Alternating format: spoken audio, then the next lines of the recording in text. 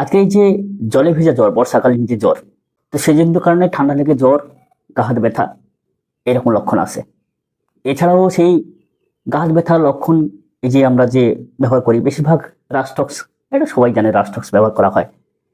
কিন্তু এমন হতে পারে যে শুধু রাস্টক্সে হবে না, লক্ষণটা একটু চেঞ্জ হয়ে যেতে পারে। কি রাস্টক্সের সঙ্গে আর কি ওষুধটাকে পর্যায়ক্রমে নিলে আমরা আরো ভালো কাজ পেতে পারি। ধরুন রাস্টক্সের জ্বর যাচ্ছে না, সঙ্গে প্রচুর পরিমাণে গলা ব্যথা, তো রাস্টক্সে তো গলা ব্যথা নেই, তো কোন ওষুধটা নেওয়া যেতে পারে?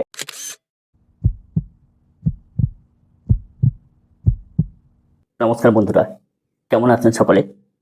নিশ্চয়ই খুব ভালো আছেন, এবং আগামী দিনে যাতে আপনারা ভালো থাকেন, সুস্থ থাকেন সেই উদ্দেশ্যে আমার এই চ্যানেলের মাধ্যমে বিভিন্ন প্রকার রোগ ও তার হোমিওপ্যাথি ঔষধ সম্বন্ধে ভিডিও আপলোড করে থাকি। ঠিক সেইরূপ আজকের এই যে বর্ষাকাল, এই সময় কিন্তু এই যে জলে ভেজাজনিত কারণে জ্বর, সর্দি, কাশি, ঠান্ডা লাগা, এগুলো কিন্তু অনেকেই কষ্ট পাচ্ছেন। তাই হোয়াটসঅ্যাপে নতুন করে কয়েকজন বন্ধু অনুরোধ করলেন যে জ্বরের নতুন একটা আপডেট দিন, যাতে করে সেই ভিডিওগুলো দেখে আমরা অনেকটা উপকৃত হতে পারি। তো যাই হোক বন্ধুরা, আজকে এই যে জলে ভেজা জ্বর, বর্ষাকালীন যে জ্বর, বর্ষাকালে টুকিটাকি অফিস আদালত প্রয়োজনীয় কাজে যেতে কিন্তু আমরা জলে ভেজে যাই। তো সেই জন্য কারণে ঠান্ডা লেগে জ্বর, গা হাত ব্যথা এরকম লক্ষণ আছে। এছাড়াও সেই গা হাত ব্যথার লক্ষণ এই যে আমরা যে ব্যবহার করি বেশিরভাগ রাস্টক্স, এটা সবাই জানে রাস্টক্স ব্যবহার করা হয়। কিন্তু এমন হতে পারে যে শুধু রাস্টক্সে হবে না, লক্ষণটা একটু চেঞ্জ হয়ে যেতে পারে। কি রাস্টক্সের সঙ্গে আর কি ওষুধটাকে পর্যায়ক্রমে নিলে আমরা আরো ভালো কাজ পেতে পারি। ধরুন রাস্টক্সের জ্বর যাচ্ছে না, সঙ্গে প্রচুর পরিমাণে গলা ব্যথা, তো রাস্টক্সে তো গলা ব্যথা নেই, তো কোন ওষুধটা নেওয়া যেতে পারে? এরকম নানান প্রকার লক্ষণ ভিত্তিক ঔষধ নিয়ে আলোচনা করব যে বর্ষাকালীন জ্বরের ক্ষেত্রে। তা আসুন বন্ধুরা, হোমিওপ্যাথি যেহেতু কম পয়সার চিকিৎসা, অবশ্যই করে আমাদেরকে চেষ্টা করতে হবে যাতে করে খুব নিরীক্ষণ করে ওষুধটাকে নির্বাচন করা যায়।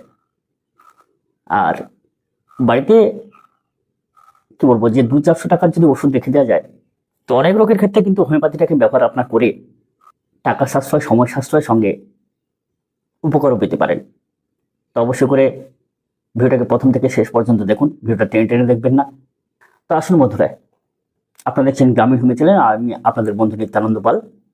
এই ভিডিওর মাধ্যমে সমস্ত কিছু বাস্তবিক আলোচনা করার চেষ্টা করব। ওষুধগুলো অবশ্যই বাড়িতে ট্রাই করবেন, উপকার পাবেন। তো বন্ধুরা, প্রথমে যে বিষয়টা, যেহেতু বর্ষাকাল, তার জলে ভিজে জ্বর, তো আপনারা এই জলে ভিজে জ্বরের ক্ষেত্রে যেখানেই যান না কেন, প্রথম অবস্থায় কিন্তু এই গাত্রবেদনা, গা হাত ব্যথা বা জলে ভিজেটা শব্দ শুনেই রাস্টক্স প্রায় ডাক্তারই ব্যবহার করে থাকেন।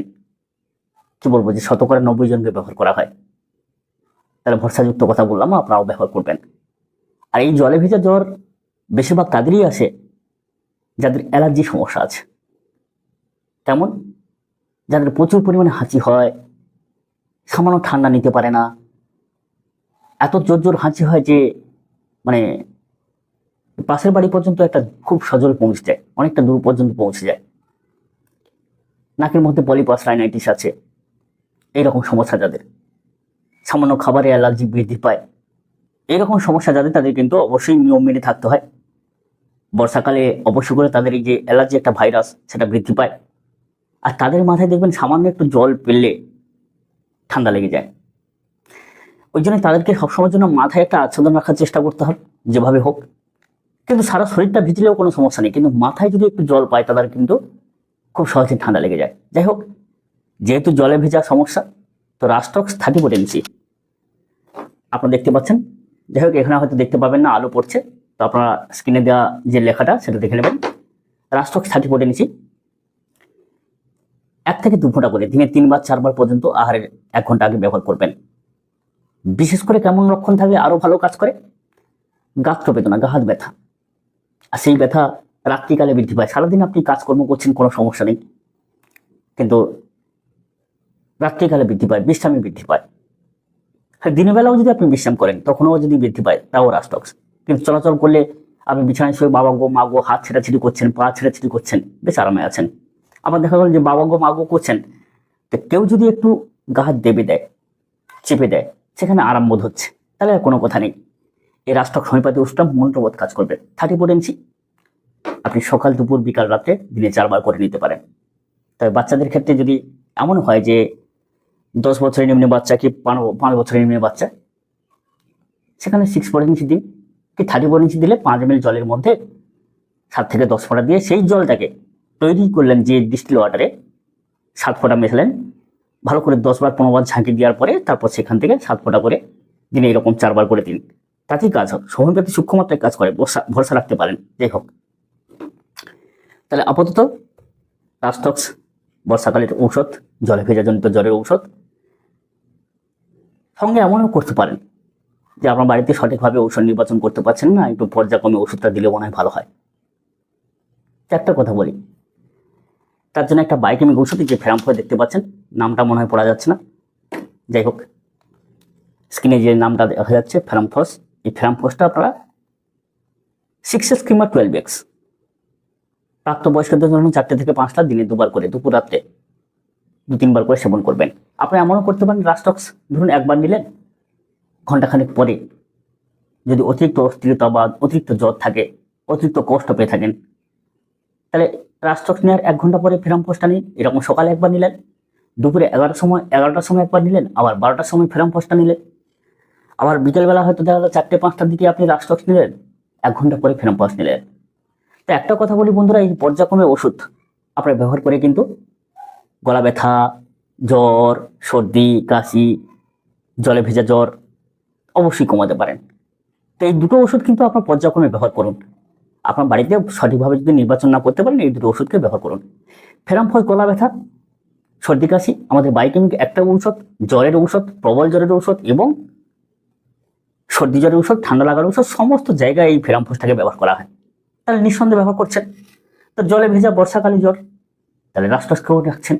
তাহলে একটা সকাল বিকাল, একটা দুপুর রাত্রে রাখতে পারেন যদি অল্প হয়, আর যদি অতিরিক্ত হয় তাহলে একটা নিলেন সকালে 6টায়, 1 ঘন্টা পর 7টা, 7:30 কি 8টার দিকে ফেরামফস নিলেন, এরকম সকালে একবার, দুপুরে একবার, আবার সন্ধ্যায় একবার। অসুবিধা কোথায়? এইভাবে কিন্তু আপনার সর্দি জ্বর কাশি কমে ফেলতে পারেন। কিন্তু যদি দেখা যায় যে বর্ষাকালে জ্বরটা কমে গেল, ছেড়ে গেল, বেশ কয়েকদিন ভালোও ছিলেন, 2 দিন ভালো থাকলেন, কিন্তু হঠাৎ করে আবার একটা জ্বর এলো, হঠাৎ। আর সেই হঠাৎ জ্বরে ধরুন প্রচুর পরিমাণে কষ্ট, অস্থিরতা, গলা ব্যথা, তো তখন কিন্তু অবশ্যই করে এই হঠাৎ কথার শব্দ শুনেই অ্যাকোনাইট, এবারে মনে হয় লেখাটা একটু দেখা যাচ্ছে, যাই হোক যদি না দেখতে পান স্ক্রিনে দেওয়া নম্বরে, স্ক্রিনে দেওয়ার যে নামটা দেখতে পাচ্ছেন সেটা আপনারা ব্যবহার করবেন, অ্যাকোনাইট 30 তো বন্ধুরা, এই যে জ্বরটা সেরে গেল, 2 দিন আপনি ভালো থাকলেন, তারপরে হঠাৎ করে যে জ্বরটা এলো, তার জন্য অ্যাকোনাইট। শুধু যে এই ক্ষেত্রে অ্যাকোনাইট তা নয়, ধরুন আপনি জলে ভেজেননি, কোনো কিছু না, হঠাৎ করে আপনার জ্বর এলো, যে কোনো কারণ হোক, গ্যাসজনিত হতে পারে, ঠান্ডা লাগা হতে পারে, ঠান্ডা খেয়ে হতে পারে, এছাড়া কোনো কারণে, তাহলে সেখানে অ্যাকোনাইট 30 তবে অ্যাকোনাইট দ্রুত ক্রিয়া করে, আবার দ্রুত ক্রিয়া সম্পূর্ণ করে, দ্রুত কাজ করে এবং কাজের সমাধান বের করে। ওই জন্য ঘন ঘন প্রয়োগ করতে হয়। কেন? ক্ষণস্থায়ী ঔষধ, দ্রুত কার্যকরী ঔষধ। তো যাই হোক, যদি প্রচুর অস্থিরতা থাকে আর এরকম সমস্যা থাকে, দিনে 4 বার পর্যন্ত ব্যবহার করতে পারেন, কোনো সমস্যা নেই, আরও বেশিও ব্যবহার করা যায়। যাই হোক, তাহলে কি বললাম যে হঠাৎ জ্বরের উৎপত্তি, সে বর্ষাকালের জ্বর সেরে গিয়ে আবার পরক্ষণে 2 দিন ভালো থাকার পরেও আসতে পারে, কি একদম প্রথম থেকে হতে পারে, তাহলে অ্যাকোনাইট 30 বন্ধুরা। তাহলে অ্যাকোনাইট 30 আপনারা যেরকম ব্যবহার করতে বললাম সেরকম ব্যবহার করবেন। সব থেকে ভালো যদি জলে ব্যবহার করতে হয়, যেরকম বললাম জলে দিয়ে ব্যবহার করবেন, 5 ml জলে 7 থেকে 10 ফোঁটা দিয়ে, সেইখান থেকে সেই মিশ্রিত জলটাকে আপনি 7 ফোঁটা করে খান। একবার দেখুন না, ট্রাই করে দেখুন না। যাই হোক, তো বন্ধুরা, ওষুধটাকে আপনি নিচ্ছেন, এখন এই ওষুধটাকে নিচ্ছেন, প্রবল জ্বর, জ্বরটা কমছে না, তখন কি করবেন? তখন অ্যাকোনাইটের পরবর্তী ঔষধ, ফেরামফসের পরবর্তী ঔষধ, আমাদের বিশেষ করে অ্যাকোনাইটের পরবর্তী ঔষধ কি জানেন তো? সালফার। এই সালফার একটা অ্যান্টিসোডিক ঔষধ। এই সালফারটাকে আপনার কি করবেন, ধরুন সকালে 1 ফোঁটা, 1-2 ঘন্টা পরে 1 ফোঁটা, কি সকাল বিকাল এরকম 2 মাত্রা, 1 থেকে 2 মাত্রা নেবেন, এর বেশি নেবেন না। সালফার কি করে? তো আমাদের তো বেশিরভাগ রোগগুলো সোরাঘটিত দোষজনিত কারণ হয়, বাধা সৃষ্টি, যার জন্য রোগটা সহজে সারতে চায় না। এত সুন্দর করে ওষুধ নির্বাচন করলেন ডাক্তারবাবু বা আপনি, কিন্তু সঠিকভাবে কাজ হচ্ছে না এবং হয়েও হচ্ছে না এরকম, তখন সালফারের প্রয়োজন হয় 2 মাত্রার, এমনকি 1 মাত্রাও যদি আপনি ব্যবহার করেন, দেখবেন পিছনের যে নির্বাচিত ঔষধ সেটাও কাজ হচ্ছে, উপরন্তু পরবর্তীতে যে ওষুধটা আপনি দেবেন সোরা দোষটা নষ্ট হওয়ার কারণে তখন কিন্তু আপনার এই নির্বাচিত ওষুধগুলোও কাজ হতে থাকবে। তাহলে এইভাবে কিন্তু সালফার 2 মাত্রা নিয়ে আপনার যে নির্বাচিত ওষুধ কাজ হলো না সেটাও কাজ হবে, উপরন্তু পরবর্তীতেও নির্বাচিত করতে সুবিধা হবে, অবশ্যই উপকার পাবেন। তো বন্ধুরা, যদি দেখা যায় জ্বরটা ছেড়ে গেল, সালফার ব্যবহার করলেন, জ্বরটা ছেড়ে গেল, দেখা গেল যে প্রচুর পরিমাণে ঘাম দিয়ে জ্বর যাওয়া আসা করছে, চোখ মুখ লাল ছলছলে ফেলফেলে, আর দেখা গেল যে কাঁথা ঘুরলে জ্বরটা চলে যাচ্ছে। কাঁথাটা মানে আপনি একটা পোশাক যেই অঙ্গ যেই দিকে চাপা থাকে, নিচের দিকে চাপা থাকে, বা একটা কাপড় দিয়ে হয়তো ঢাকা রাখছেন কি কাঁথা দিয়ে ঢাকা রাখছেন, দেখবেন প্রচুর ঘাম, কাঁথাটা খুলে দিলে ঘামটা আস্তে আস্তে কমে যায়।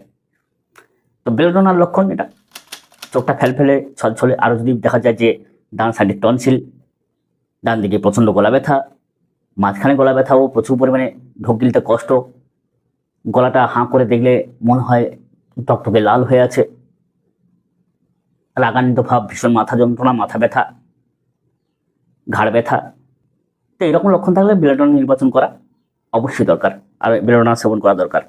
30 বা 200 পটেন্সি আপনি দিনে 4 বার করে এরকম সেবন করবেন, আহারের 1 ঘন্টা আগে আগে। তাহলে বন্ধুরা, আর বেশি কিছু ওষুধের কথা বলবো না, আপাতত এই যে বর্ষাকালে যে সর্দি জ্বর কাশি, এইটাকে যেভাবে আপনারা নিয়ন্ত্রণ করবেন সেটা বললাম। অবশ্যই করে ভরসা করে রাখুন, বাড়িতে 2-1 ফাইল, ছোট্ট ছোট্ট ফাইল রাখুন না, 10 ml করে রাখলে হয়তো 30-35 টাকা নেবে, এরকম 4টা-5টা ফাইল রাখলে আপনার দেখবেন অনেক টাকা সাশ্রয় হবে, সময় সাশ্রয় হবে। যাই হোক বন্ধুরা, আজকের এই ভিডিওটা এই বর্ষাকালে জ্বর সর্দি কাশির ক্ষেত্রে অনেকেই অনুরোধ করেছিলেন হোয়াটসঅ্যাপে, যার জন্য আবার নতুন করে করা হলো। আর যদি ভিডিওটা আপনাদের উপকারে আসে তাহলে অবশ্যই করে লাইক করবেন এবং বন্ধুদের শেয়ার করবেন, আর দেখা হবে পরবর্তী ভিডিও পর্বে। আর একটা কথা বলি বন্ধুরা, যে যদি আমাদের দ্বারা কোনো চিকিৎসার প্রয়োজন হয় তাহলে আপনার সমস্যাগুলো লিখে হোয়াটসঅ্যাপ করবেন, আর হোয়াটসঅ্যাপ করার পরে শুধু একবার বসে থাকবেন না, মাঝে মধ্যে হাই বলে লিখবেন। ধরুন আজকের একবার লিখলেন, বিকেলে একবার লিখলেন, কালকে একবার লিখলেন, এরকম করে মাঝে মধ্যে হাই বলে লিখলে লেখাটা উপর দিকে উঠে আসে, তাতে করে আমাদের চোখে পড়ে, আমরা উত্তর দিতে সমর্থ হই। এখানে কোনো রাগারাগি নয়, হিংসা নয়, নিজেদের চেষ্টা করে নিজের উত্তরটাকে বের করে নিতে হবে, এটাই চেষ্টা। ভালো থাকুন সবাই, সুন্দর থাকুন, নমস্কার।